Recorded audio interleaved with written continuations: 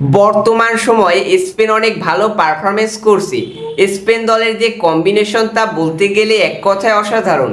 বিশেষ করে স্পেনের দুই ফরোয়ার্ড লামিন ইয়ামাল ও উইলিয়ামস যে কোনো দলের ডিফেন্স ভাগের জন্য আতঙ্ক সৃষ্টি করতে পারে।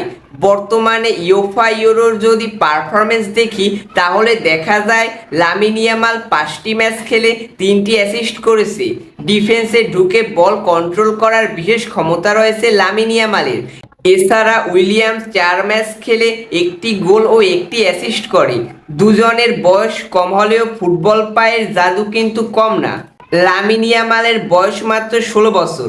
এবারের আসরে যদি স্পেনের পারফরমেন্স দেখি, তারা 5টি ম্যাচ খেলেছে এবং সব ম্যাচেই তারা সফল, একটি ম্যাচেও হারেনি। ক্রোয়েশিয়ার ডিফেন্ডিং চ্যাম্পিয়ন ইতালি ও জার্মানির মতো বড় দলও তাদের কাছে পাত্তা পায়নি।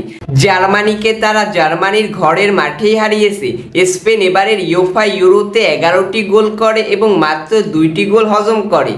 এবার আসি ফ্রান্সকে নিয়ে। ফ্রান্স ফিফা র্যাঙ্কিংয়ে 2 নাম্বার দল হলেও তারা কিন্তু ভালো পারফরমেন্স করছে না। ফ্রান্সের কাছ থেকে যেমন পারফরমেন্স পেতে চেয়েছিল তাদের ভক্তরা, তা ফ্রান্স পূরণ করতে পারেনি। কিন্তু হ্যাঁ, ফ্রান্সের ডিফেন্স ছিল অসাধারণ। কুন্ডে, কান্তে, সালিবা, হার্নান্দেজ এদের ডিফেন্সে এবং মিডফিল্ডে অসাধারণ পারফরমেন্স ছিল। গ্রিজম্যানের কর্নার কিক ও ফ্রি কিকগুলো ভালো ছিল কিন্তু কার্যকরী না। এমবাপ্পে ভালো পারফর্মার কিন্তু তার অথেন্টিক পারফরমেন্সটা পাচ্ছিল না তার দল। কিন্তু তারপরও নাক ফেটে যাওয়ার পরও দেশের জন্য যেভাবে প্রতিনিয়ত পারফরমেন্স করার চেষ্টা করেছে তা বলতে গেলে প্রশংসার দাবিদার। এবারের আসরে এমবাপ্পে 4টি ম্যাচ খেলে 1টি গোল করেছে, কিন্তু যখন বল পেয়েছে সে তার সেরাটা উজাড় করে দিয়েছে।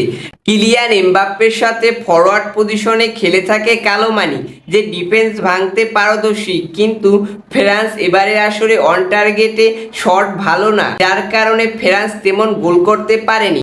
এবারের আসরে ফ্রান্স মাত্র 3টি গোল করে, যা বলতে গেলে খুবই খারাপ পারফরমেন্স।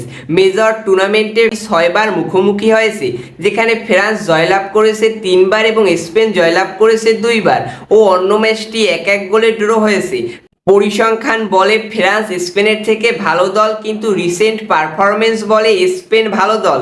তো সেমিফাইনালে স্পেন ও ফ্রান্সের মধ্যকার যে ম্যাচ, তাতে কোন দল জিতবে সেটা ম্যাচ শেষ না হওয়ার আগে বোঝা যাবে না। কিন্তু আমার মতে বর্তমান পারফরমেন্সই মুখ্য, যেখানে স্পেনের জেতার সম্ভাবনা বেশি।